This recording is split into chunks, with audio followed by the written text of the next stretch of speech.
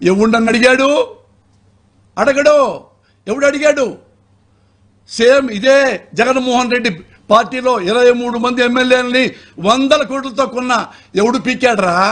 ఎవడు అడిగాడరా? నన్ను అడగడు. వంగవీటి రంగాన్ని గొంతు కోసి సబ్బిచ్చా ప్లాన్ చేసి. ఎవడు పీక్కున్నాడు? ఎవడు కాపులు ఏం చేశారు? నన్ను ఏమీ చేయరు. చూసుకోండి. అదే కాపు ఉద్యమాన్ని ముద్దగడ పద్మనాభం సిన్సియర్గా, ఏ ఉద్యమం తెలుసా? చాలామంది కొంతమంది తెలియకపోవచ్చు. ఈయన ఎలక్షన్లో గెలవటం కోసం 2014లో కాపుల దగ్గరికి వెళ్ళి కాపులకు దండం పెట్టి, ముద్రగడ పద్మనాభం గారు దండం పెట్టి, నన్ను మీ కాపులంతా నాకు ఓట్లేస్తే మీకు కాపు రిజర్వేషన్ మీకు ఇస్తాను అంటే, పాపం అమాయకులు కాపులు తొందరగా నమ్ముతారు. పాపం అందరు క్లాప్స్ కొట్టేసేసి మనకు కాపు రిజర్వేషన్లు వస్తున్నాయి అని ఓట్లన్నీ వేశారు. ఇతను ముఖ్యమంత్రి అయ్యాడు. దగ్గర చంద్రబాబు నాయుడు అయ్యి ముద్రగడ్డ గారు అడిగారు, అయ్యా నెల అయింది, 2 నెలలు అయింది, 3 నెలలు అయింది, 6 నెలలు అయింది, కాపు రిజర్వేషన్తో. కాపు రిజర్వేషన్ తొక్క పో చెయ్యను. అదేంటయ్యా మీరు చెప్పారు కదా పబ్లిక్లో, 100 అంటాను పో. ఉద్యమం చేస్తే వెంటబడి కుట్టారు. కాపు యూత్ని జైల్లో పెట్టించాడు. ఈయనే కాపు కుర్రోళ్ళు ముద్దగడ పద్మనాభం గారు రైళ్లు తగలబెట్టారని డ్రామా ఆడిది, దొంగ కేసులు పెట్టించి బొక్కలో పెట్టారు. ఎంత ఘోరంగా చేశారంటే ముద్దగడ పద్మనాభం గారిని, ఆయన కుటుంబాన్ని మెడబెట్టి నెట్టి జైల్లో పడేశారు. తీసుకొచ్చి హాస్పిటల్లో పడేశారు. పట్టుకొచ్చి ది గ్రేట్ ముద్రగడ పద్మనాభాన్ని ఏం పీకారు అన్నాడు. ముద్రగడ పద్మనాభం ఏం పీకాడు? ఇంకేదో అప్పుడప్పుడు అరుతుంటే కొన్ని కోట్లు పక్కన పడేసి కాపు నాయకుడిని కాపులతోనే అమ్మనాబోతులు తిట్టించినంత క్లెవర్ చంద్రబాబు నాయుడు. ఇదే కాపు జాతి కోసం తను ప్రాణాలు బలిపెట్టాడు ముద్రగడ పద్మనాభం గారు. రంగా గారు చనిపోతే కన్నీళ్లు పెట్టుకొని అప్పుడు మంత్రి ముద్రగడ గారు మంత్రి పదవి రాజీనామా చేసి రైలెక్కి కేరళంపూడి వెళ్ళిపోయాడు. అలాంటి నమ్మకం ఉన్న నాయకుడు అతన్ని ఇదే చంద్రబాబు నాయుడు డబ్బులతో కాపుల చేతే, మళ్ళీ కాపు చిన్న చోట నాయకుల చేతే ముద్రగడ పద్మనాభని అమ్మనాబులు తిట్టించాడు. ఇక నన్నెవడరా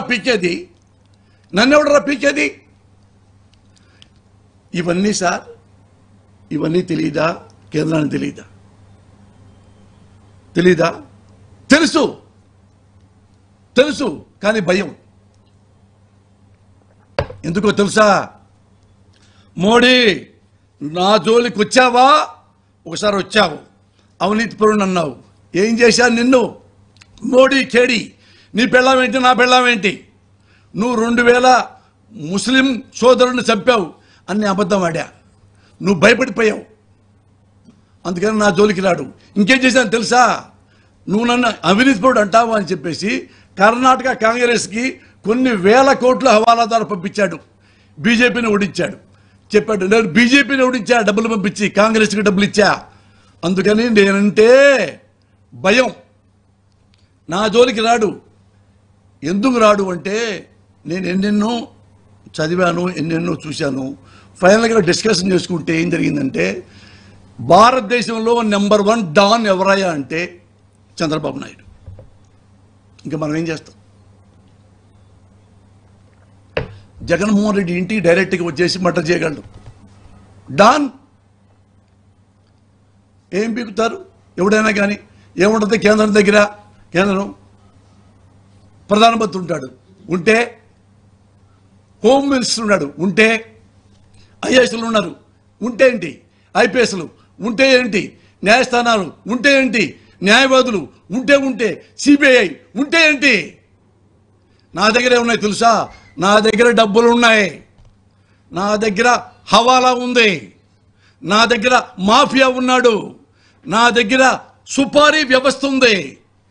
ఎవరినైనా ఏవైనా చేయగలను. అంత ధీమాలో చంద్రబాబు నాయుడు ఉంటే మరి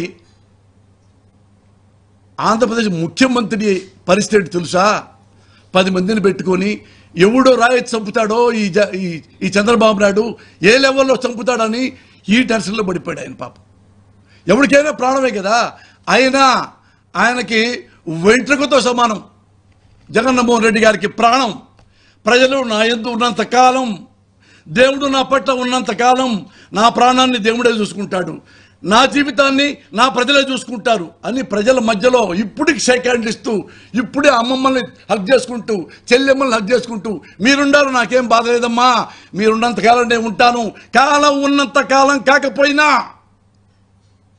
100 ఏళ్ళైనా నిమిటి మీరు నన్ను బతికించుకుంటారు అనే ధైర్యంతో, గుండె ధైర్యంతో, మొండి ధైర్యంతో, మూర్ఖపు ధైర్యంతో వస్తున్నాడు. కానీ జగన్మోహన్ రెడ్డి గారిని చంపటం డెడ్ ఈజీ. ఈ రోజు డెడ్ ఈజీ చంద్రబాబు నాయుడు గారికి. పాతయన్ని మీరు చూశారు కదా, పాతయన్ని మీరు చూశారు. ఎలా ఎంతమంది చంపాడో, ఎంతమంది ఎరాడికేట్ చేస్తాడో. ఇప్పుడు మరి ఎవరు కాపాడతారు? మోడీ వాళ్ళు.